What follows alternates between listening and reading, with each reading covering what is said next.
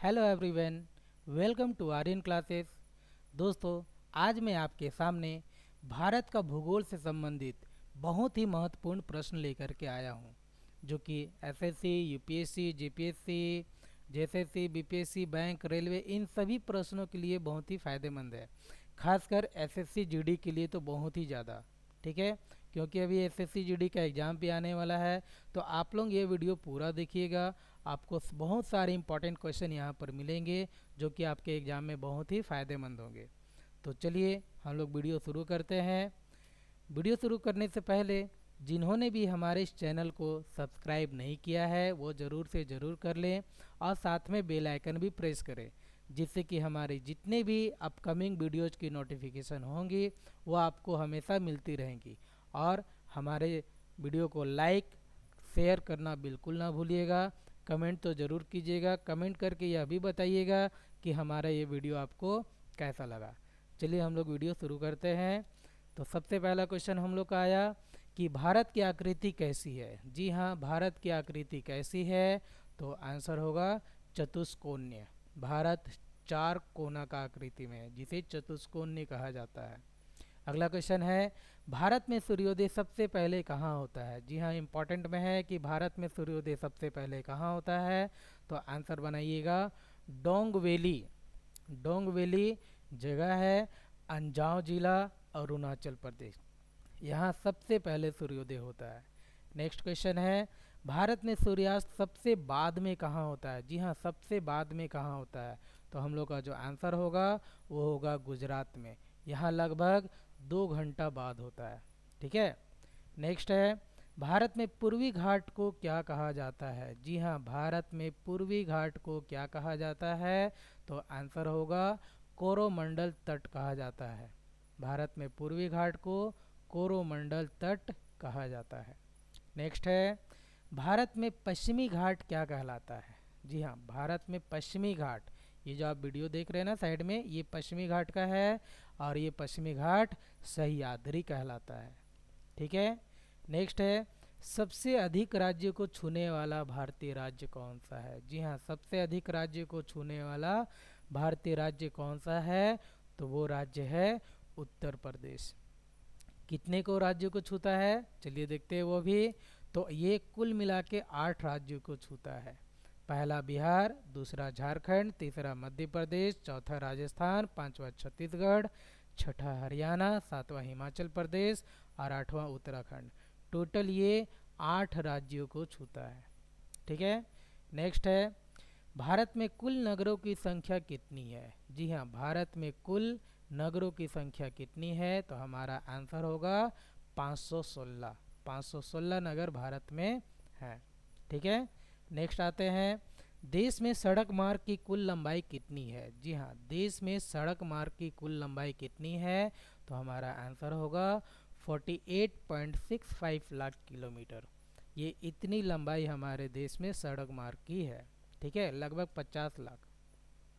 Next है, भारत में पर्वत, पठार और मैदान का प्रतिशत कितना है। जी हाँ, ये बहुत ही इंपॉर्टेंट क्वेश्चन में है कि भारत में पर्वत, पठार और मैदान का प्रतिशत कितना है। तो पर्वत की बात करें तो पर्वत 29.3% भारत में अवेलेबल है। ठीक है। फिर मैदान पठार की बात करें तो पठार 27.7% है। और अंत में मैदान की बात करें तो मैदान 43% है। ठीक है, ये सभी प्रतिशत भारत में पर्वत, पठार और मैदान के। नेक्स्ट है, भारत की सबसे ऊंची चोटी कौन सी है। जी हाँ, भारत की सबसे ऊंची चोटी कौन सी है, तो वो है केटू। केटू को हम लोग गॉडविन ऑस्टिन भी कहते हैं। केटू या फिर गॉडविन ऑस्टिन दोनों है। ठीक है, दोनों में से कोई। नेक्स्ट है, हिमालय की सबसे ऊंची श्रेणी क्या है। जी हाँ, हिमालय की सबसे ऊंची श्रेणी क्या है, तो वो है हिमाद्री। हिमाद्री हिमालय की सबसे ऊंची श्रेणी है। नेक्स्ट क्वेश्चन, विश्व की सबसे ऊंची चोटी कौन सी है। जी हाँ, विश्व की सबसे ऊंची चोटी तो हम लोग जानते हैं माउंट एवरेस्ट, जो कि नेपाल में स्थित है और ये हिमाद्र पर्वत श्रेणी में आती है। अगला क्वेश्चन हम लोग आते हैं, भारत में हिमालय की सबसे ऊंची चोटी कौन सी है? जी हाँ, भारत में हिमालय की सबसे ऊंची चोटी कौन सी है? तो ये आंसर होगा कंचनजंगा। ठीक है। नेक्स्ट है जेलेप्पा और नाथुला दर्रा, ये कहाँ अवस्थित है? जी हाँ, जेलेप्पा और नाथुला दर्रा कहाँ है? तो हम लोग जानेंगे कि ये सिक्किम में है। ठीक है। अगला क्वेश्चन है बुर्जिला और जोलीला दर्रा, ये कहाँ है? तो बुर्जिला और जोलीला दर्रा ये अवस्थित है कश्मीर में। नेक्स्ट है सिपकीला और बारालाचा दर्रा कहाँ अवस्थित है? जी हाँ, सिपकीला और बारालाचा दर्रा कहाँ अवस्थित है? तो हिमाचल प्रदेश में। नेक्स्ट होगा हिमालय कैसा पर्वत है?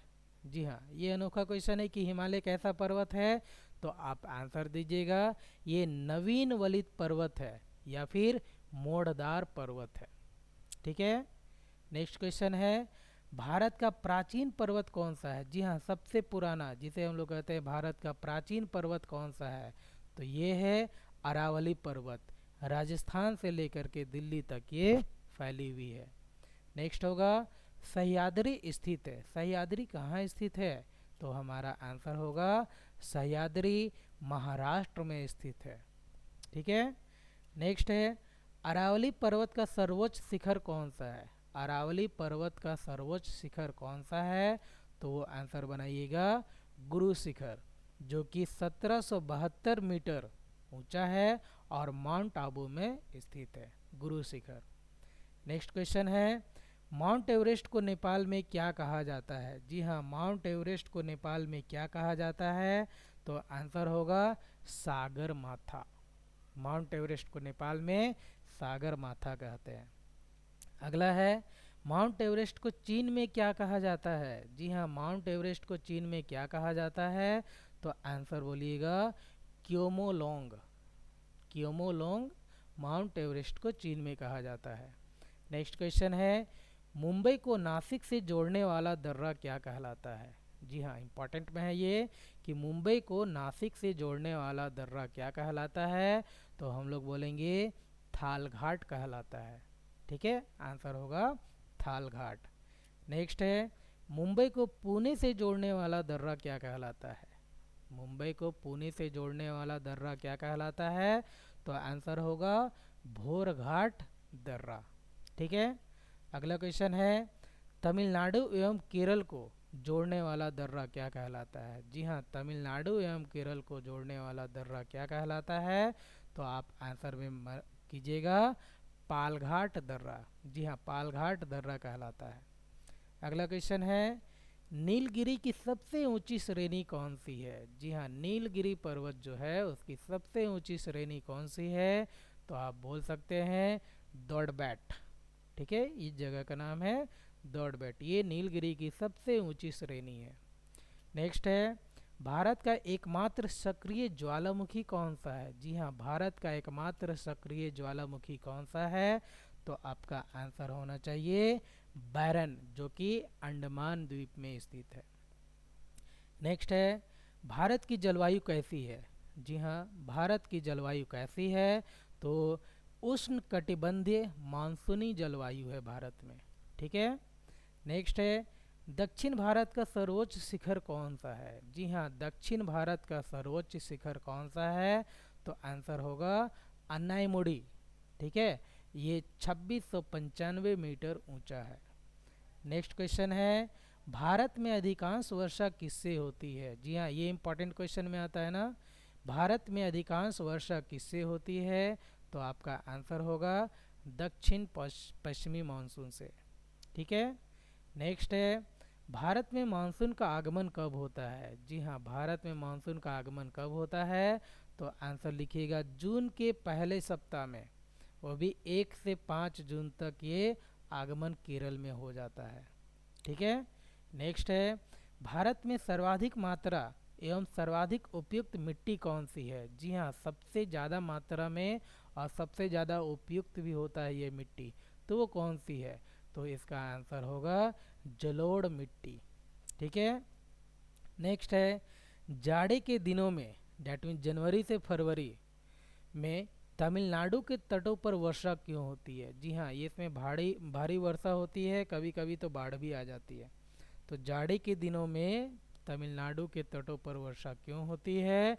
क्योंकि उसका कारण है कि यहाँ से मानसून लौटती है, जो उत्तरी पूर्वी मानसून होती है वो लौटती है, जिसके कारण यहाँ पर भारी वर्षा होती है।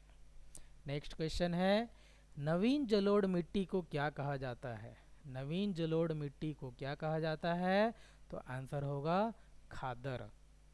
नेक्स्ट है, पुरानी जलोढ़ मिट्टी को क्या कहा जाता है? तो पुरानी जलोढ़ मिट्टी को कहते हैं हम लोग बांगर। ये दोनों याद रखिएगा, नवीन हो जाएगा खादर और पुरानी हो जाएगा बांगर।